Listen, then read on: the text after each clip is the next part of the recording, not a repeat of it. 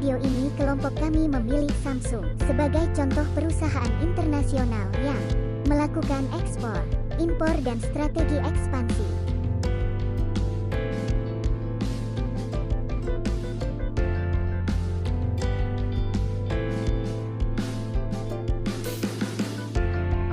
Selamat menyaksikan.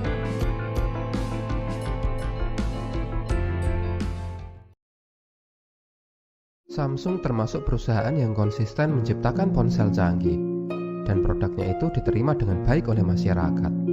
Saat perusahaan pembuat ponsel pintar seperti Nokia, Siemens, BlackBerry seperti sudah kehabisan tenaga, Samsung terus melaju menghadirkan produk-produk dan teknologi baru mereka.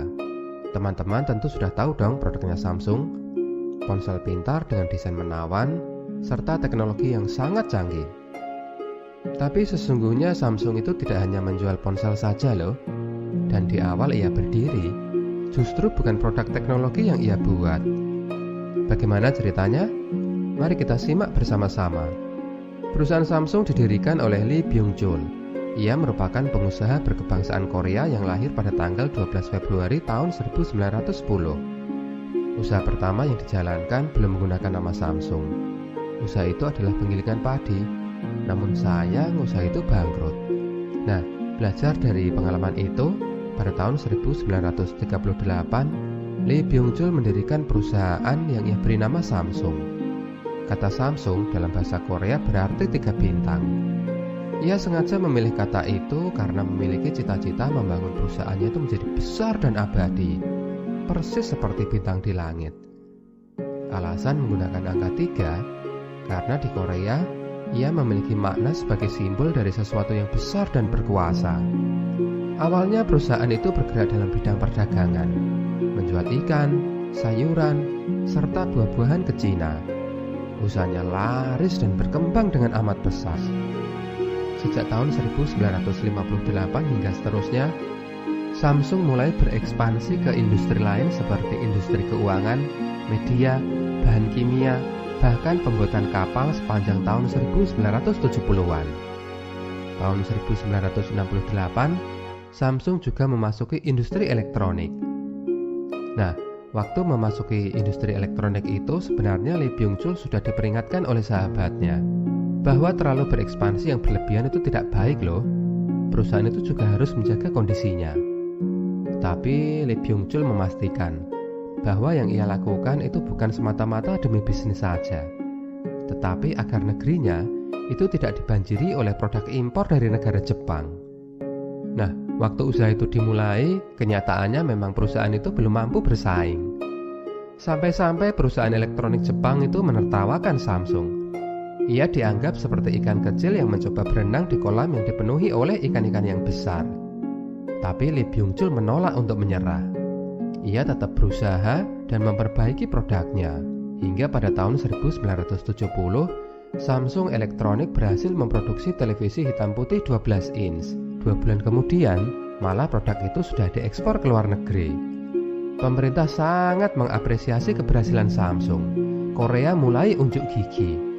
Tahun 1973, Samsung malah sudah bisa memproduksi TV dengan ukuran yang lebih jumbo, 19 inch.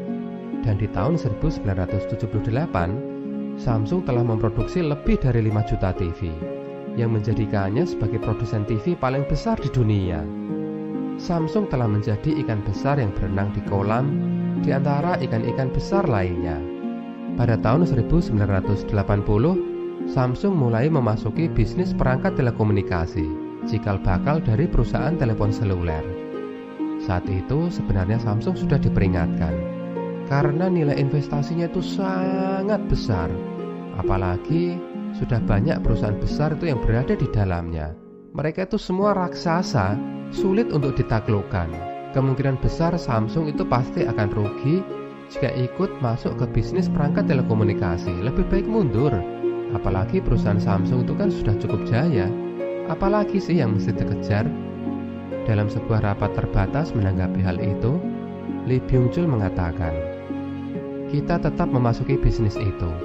Dan jika bisnis itu beresiko, ya memang begitulah yang namanya investasi. Dibutuhkan keberanian dan jeli melihat peluang." Yang jelas, produk perangkat telekomunikasi itu adalah barang yang dibutuhkan oleh masyarakat. Ia sama pentingnya dengan televisi. Setiap rumah di masa depan pasti akan memilikinya. Jadi Samsung wajib ikut memproduksi, apapun itu tantangannya. Jika gagal, biarlah generasi selanjutnya yang akan memperbaiki. Yang jelas kita sudah memulai. Dan dengan itu, kita mendidik bangsa kita untuk mau bertarung dalam hal kompetisi di dunia usaha secara global. Apalagi bisnis perangkat telekomunikasi tentunya membuka lapangan kerja bagi orang-orang cerdas di Korea. Jika tidak ada pekerjaan, mereka akan bekerja di luar negeri bergabung dengan Jepang, Amerika, membuat produk-produk yang nantinya diimpor oleh bangsa Korea. Kita tentu tidak ingin hal itu terjadi, kan? Bisnis tidak hanya tentang sukses secara keuangan saja, tapi juga tentang kebanggaan sebagai bangsa. Pada tahun 1987, pendiri sekaligus ketua dari perusahaan Samsung Lee Byung-chul meninggal dunia. Semua orang sangat bersedih. Tapi warisan semangat, manajemen mengambil risiko, dan berani memasuki bisnis yang belum pernah digeluti, manajemen pengembangan karyawan, prinsip kepemimpinan, dan banyak ilmu serta semangat lainnya telah menginspirasi penerus Samsung hingga perusahaan itu berkembang dan terus berkembang. Tahun 1991, Samsung telah berhasil membuat perangkat telepon genggam. Hal itu adalah pengembangan dari produk-produk yang sudah dibuat, hasil pengembangan karena memasuki bisnis perangkat telekomunikasi.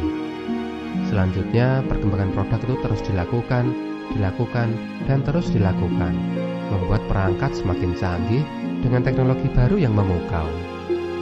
Samsung pun semakin melaju, bahkan berhasil mengalahkan dominasi raksasa Nokia, menggeser si ikan besar Sony dari Jepang, dan saat ini menjadi penantang serius bagi produknya Apple dari Amerika. Saat ini, produk ponsel Samsung sangat banyak kita jumpai.